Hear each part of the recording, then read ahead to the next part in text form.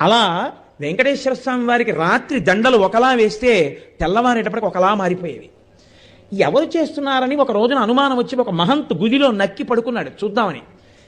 అర్ధరాత్రి అయ్యేటప్పటికీ అయ్యవారి పాదపీఠం దగ్గర రాయి తొలగి తేజోరూపంలో తరిగొండ వెంగమాంబ గారు వచ్చి హారాలు సరిచేస్తుంటే చూసి మూర్చిపోయాడు. ఇప్పటికీ తేజోరూపులై ఆనందనిలయంలోకి వెళ్ళి ఈశ్వరుణ్ణి సేవిస్తారు. బ్రహ్మగారు, చతుర్ముఖ బ్రహ్మగారు ప్రతిరోజు వెంకటేశ్వర స్వామి వారి పాదాలు కడిగి ఆ పాత్ర అక్కడ ఉంచుతారు. అందుకే రాత్రి నీటి చెంబు ఉంచి తలుపులేస్తారు. ఆ శేషాన్ని సుప్రభాతానికి వెళ్ళిన వాళ్ళకి దర్శనమిస్తారు.